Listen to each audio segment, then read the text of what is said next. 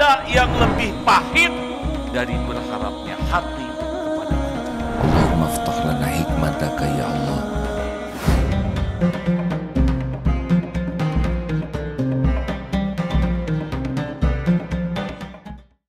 Alhamdulillah, terima kasih. Memang Allah membagikan rezeki sesuka Allah dan Allah melihat siapa yang bersungguh-sungguh ya, yang bersungguh-sungguh. Memang kita tidak mungkin seperti orang lain semuanya dan juga tidak harus seperti orang lain. Tetapi yang harus itu memang kita nambah yakin, nambah ibadah dan nambah ikhtiar.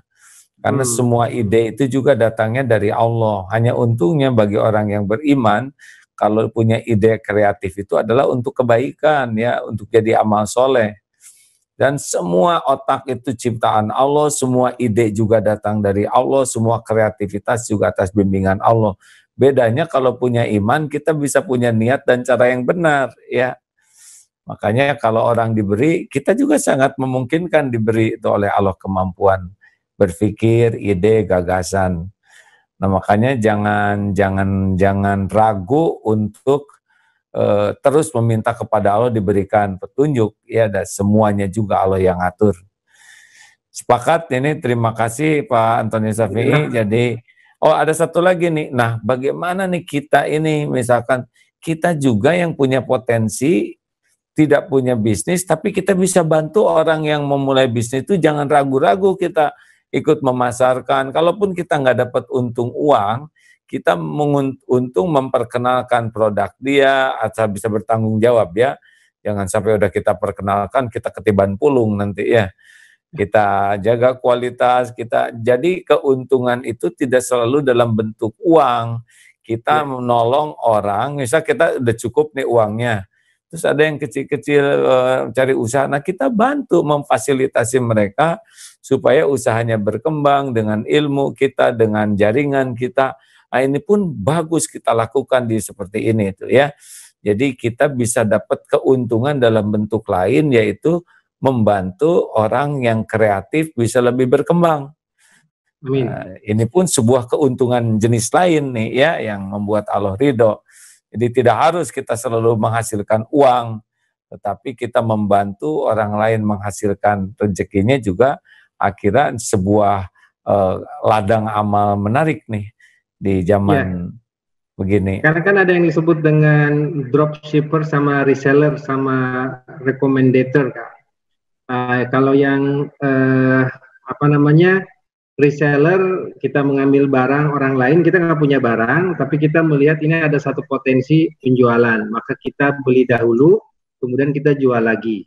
Kadang-kadang itu bisa berlangsung dengan sangat cepat antara beli dengan jual, karena kita sudah tahu siapa calon pembelinya.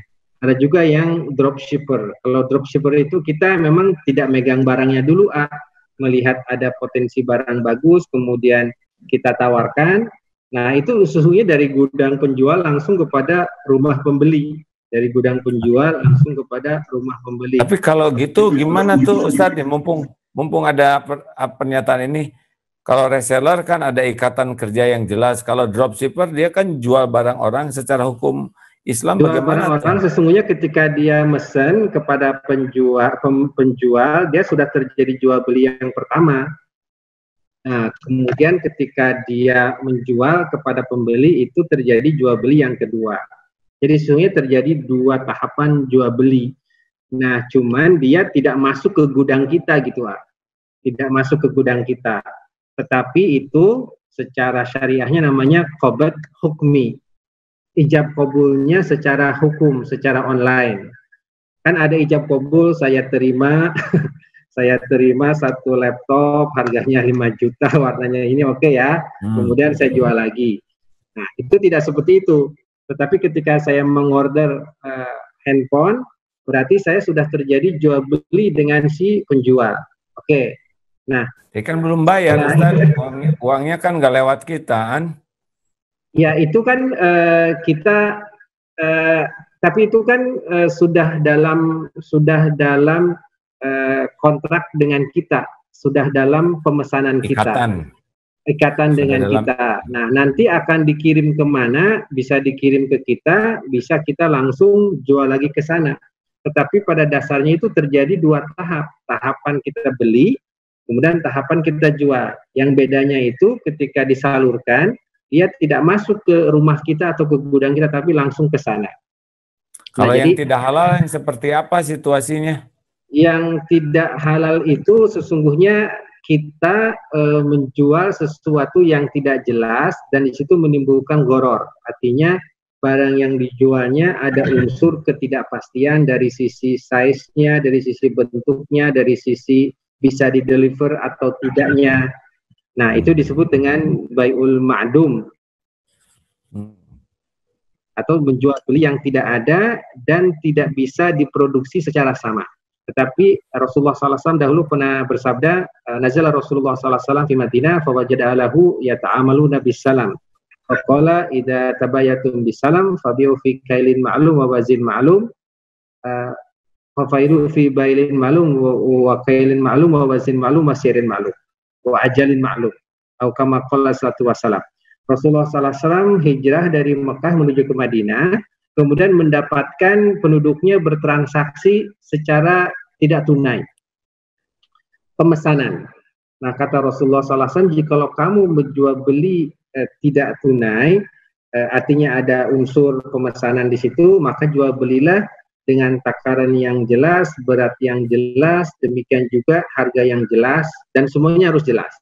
Nah, karena kita sudah tahu ini barangnya, kita sudah tahu, jenisnya sudah tahu, harganya sudah tahu, beratnya sudah tahu, oke, kita melakukan order, oke. Nah, ketika melakukan order itu kan secara hukum itu sudah menjadi kepemilikan kita, oke. Cuman tidak dibuat notaris, itu pindah ke kita. Nah, kemudian kita tahu di sana ada yang sudah mau perlu, kita jual ke dia. Nah, supaya ringkas dari gudang dia dikirim ke gudang sang pembeli seperti itu. Jadi yang harus dihindarkan itu adalah goror, yaitu ketidakpastian. Ketidakpastian dan ada satu pihak yang dirugikan. Adanya ketidakpastian dan ada yang dirugikan. Ketika ketidakpastian itu tidak ada dan ketika kerugian itu tidak ada, maka menjadi sah itu. Baik.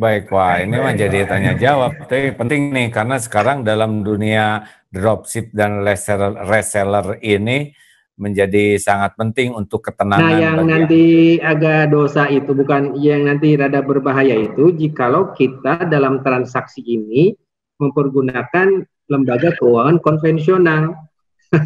Di situ tuh bahayanya. Jadi di ini harus kita ikutin dengan transaksinya harus pakai lembaga keuangan syariah sehingga terhindar dari riba.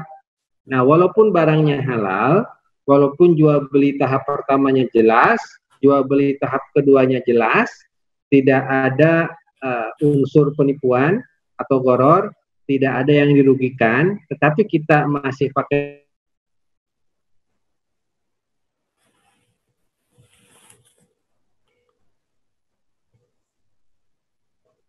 sesungguhnya kalau seandainya produk ini diasuransikan, maka harus memakai asuransi syariah.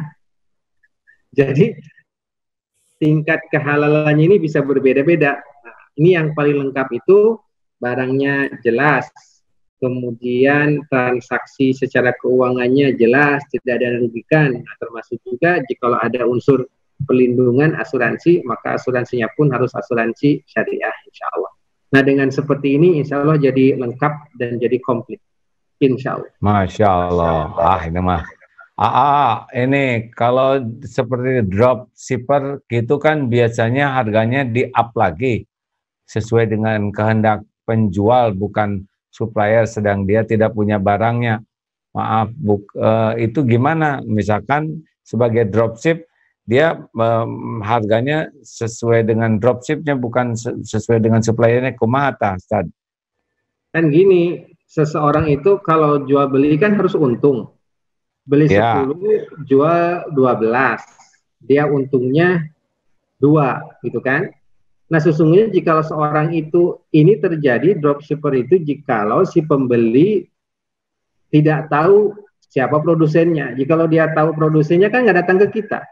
Nah justru sesungguhnya kelebihan dari dropshipper itu adalah dia mengetahui sumber barang, dan dia tahu siapa yang akan membeli barang ini.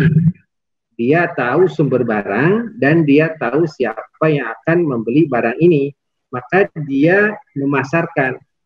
Ini ada satu katakanlah ada satu ini Quran ini udah ada spesifikasi memudahkan untuk menghafal.